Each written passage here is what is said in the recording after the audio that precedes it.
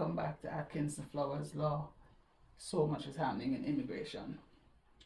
We are almost at the end of the year, and so it makes sense for us to probably just do a brief recap, all the while remembering that there's so much more that's happening in immigration law.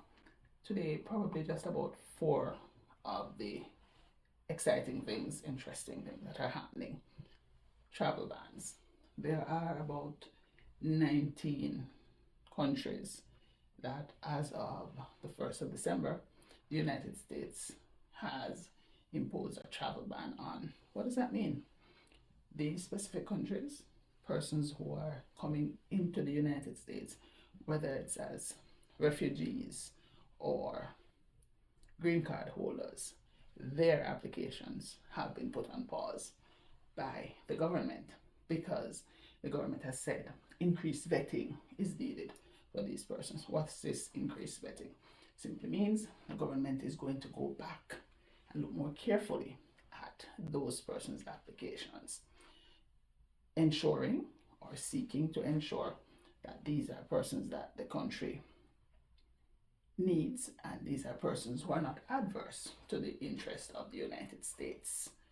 Now, as it relates to those persons who were, for example, approved for their green cards or approved for their citizenship, we have been hearing that those are also on pause. Some persons have turned up for their interviews, whether it's for their naturalization or their naturalization ceremonies or their green cards in their home countries, and have been told, you have to wait, you are on enhanced vetting.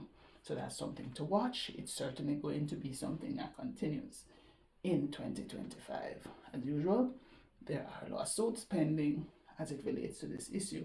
So another one to watch. Increased vetting for green card holders. Again, we are being advised as immigration lawyers that this is happening. What is this increased vetting for green card holders? Aren't green card holders already vetted significantly? The answer to that is yes. However, what is now happening is that for green card holders, when they're entering the US and we're returning to the US, biometrics, fingerprints, eye scans, pictures are going to be taken. And we will see how this pans out. I haven't yet heard if there are going to be any legal challenges to this, but we will wait to see what happens. Another big one, there is a bill, meaning some lawmaker has put forward documentation for this particular thing to happen. In this case, it's a bill to end dual citizenship. And right away, this sends up a lot of red flags for a lot of persons because many Americans are dual citizens, and the implications of this are going to be far-reaching. We'll see how that one goes. Essentially, the bill says you should be a person who has allegiance to only one country, that is the United States of America. For many persons who have actually come here from other places, they have maintained their dual citizenship simply because the law allows in the US now for persons to have dual citizenship, or in some cases you acquire your dual, or even some persons have multiple citizenships based on their grandparents, based on where they were born, and so many other features. So this is another one to watch, and we will see how that pans out. Employment authorization cards. This is something extremely new. Previously, an employment authorization card was valid for 5 years. The government has decided that this is going to be reduced to 18 months. And this has severe implications because, for example, if your employment authorization card is only valid now for 18 months, you will obviously have to renew it. There may well be costs attached to renewing this employment authorization card. And so another one to watch. And finally, TPS, temporary protected status, has been ended for several countries. Haiti, Venezuela, persons from Myanmar, and several other countries have been told that their temporary protected status has now ended. According to the government of the US, these countries have had improved political, social, and economic conditions, and as such, their nationals should be able to return without having any issues. On the ground, we are being told otherwise as immigration practitioners.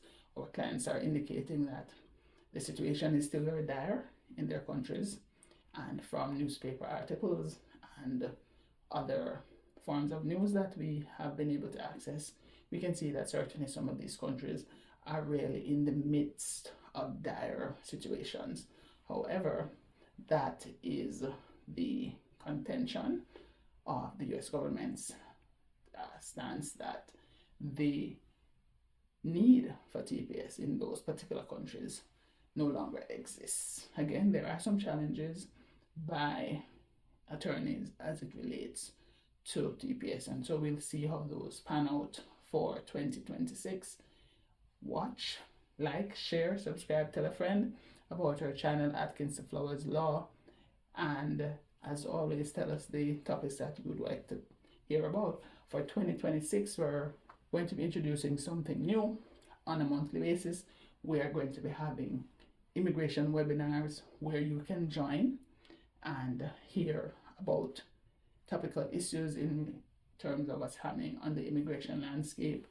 You can hear about tips and suggestions to ensure that your immigration case is on the road to approval, as it were.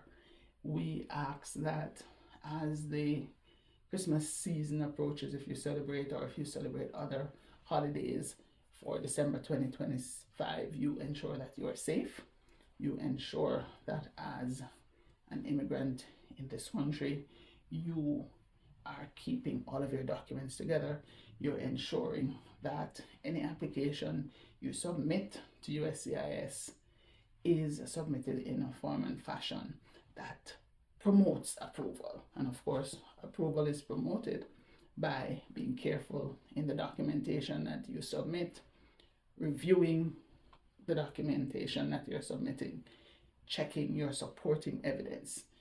It is never the case that just completing your immigration forms is enough to guarantee you an approval. Rather, you have to carefully approach your application in so much as you are responsible for this application, regardless of whether or not you had an attorney assist you to complete the application.